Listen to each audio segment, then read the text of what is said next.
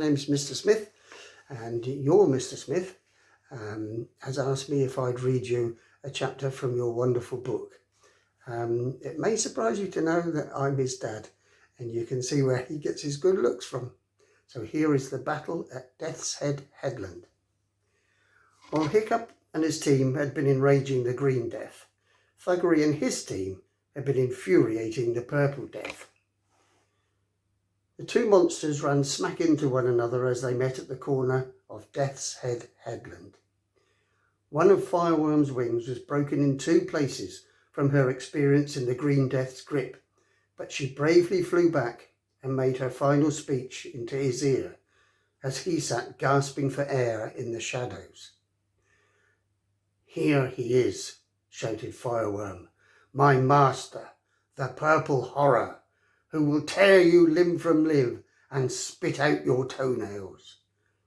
And Fireworm flew away lopsidedly as fast as she could, with one wing trailing behind her. The Green Death was having a bad day. Ordinarily, a Sea Dragonus Giganticus Maximus would not dream of attacking another animal of the same breed. They avoid fighting each other because they know they are so heavily armed for the battle, and that risks ending in death for both of them. However, the Green Death had been attacked and jeered at by minuscule creatures who'd inflamed and outraged his vanity. This creature, who seemed to think he was tougher than the Green Death himself, had struck him heavily in the chest. The Green Death wasn't thinking too hard. He leapt at the Purple Death with his talons outstretched, breathing great bursts of fire, which lit up the landscape all around like lightning. The ground and the sea shook in great earthquakes as the two gigantic monsters lunged crazily at each other, swearing the most unrepeatable oaths in Dragonese. The Green Death's foot completely destroyed Wrecker's Reef with one blow. The Purple Death's wings caused great landslides to come tumbling down from the headland's cliffs. Now their job was done. The Viking boys were running away as fast as they could, their eyes popping with terror in case one of the dragons survived the fight. Every now and then they looked back to see how the battle was going. With ghastly, eerie cries, the dragons slashed and bit and tore pieces off one another. The sea dragon is the most well-defended creature that's ever lived on this planet. Its skin is over 3 feet thick in places, and so encrusted with shells and barnacles, it almost has the effect of armour.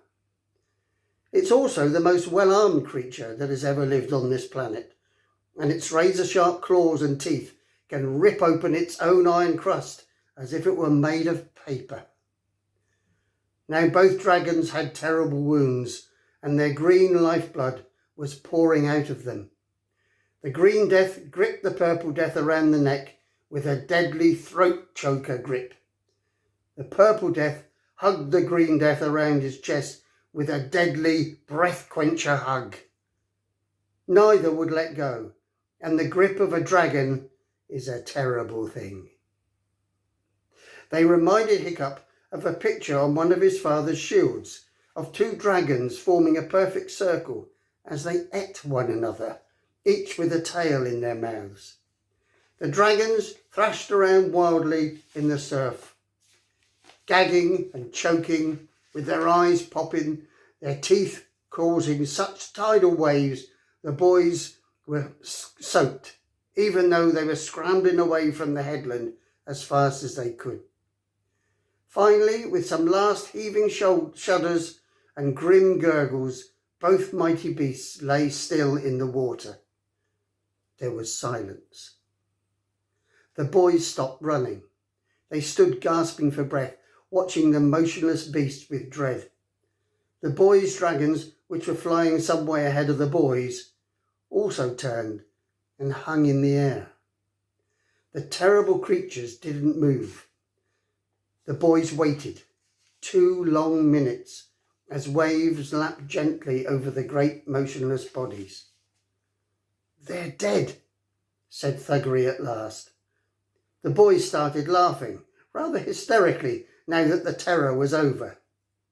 "Well done, Hiccup!" Thuggery slapped Hiccup on the back. But Hiccup was looking worried. He was squinting his eyes and straining to hear something. "I can't hear anything," said Hiccup anxiously. "You can't hear anything because they're dead," said Thuggery joyfully. "3 cheers for Hiccup!" And then halfway through the boys cheering, Fireworm let out a terrible noise. "Dessert!" she shrieked. "Dessert! Dessert! Dessert! Dessert!" The head of the corpse of the Green Death was slowly lifting up and turning in their direction. "Uh-oh," said Hiccup.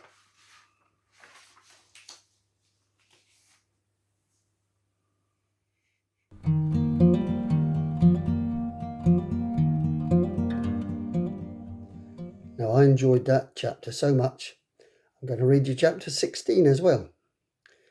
The fiendishly clever plan goes wrong. Hiccup had been listening for the Green Death's death song, but he wasn't singing it yet. The Green Death was dying, but he wasn't dead yet. What he was very, very angry indeed. Out of his bleeding mouth, he hissed weakly, "Where is he?" And then he heaved himself onto his feet and hissed a little more strongly, "Where is he? Where is the little supper? I knew I recognised him. He was my doom. No wonder. The little supper has made a supper of me. The Green Death himself." As the dragon spoke, he was inching forwards very slowly and painfully, his eyes fixed on the cliff top, where he could see little human beings beginning to run inland. The dragon threw back his head and screamed a blood-chilling scream of pure horrid revenge, dark and tortuous. "I'll supper him before I go, he will," said the dragon, and he leapt forward. "Run!" shouted Hiccup, but everybody was already running as fast as they could.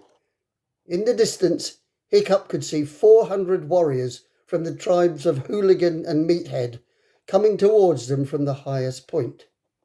They must have wondered about the boy's absence and come out to find them. "They won't get here in time," thought Hiccup. "And even if they do, what can they do?" Just then, the dragon landed with a crash on the cliff top, and suddenly the sun was blotted out.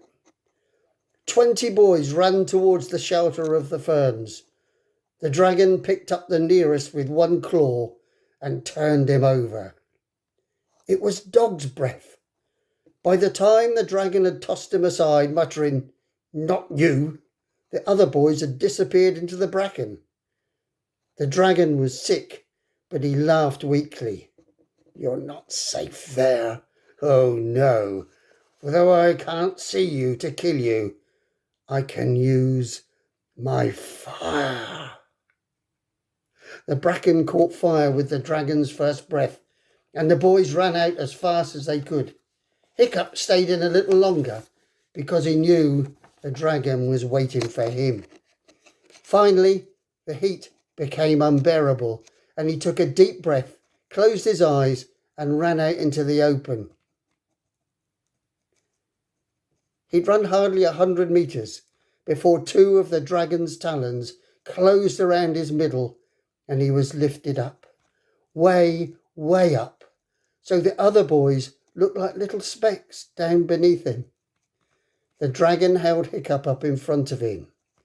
"We are both supper now, little supper," he said, and tossed Hiccup high, high into the air. As Hiccup somersaulted for the second time, he thought to himself, "Now this really is the worst moment of my life." And then he was falling.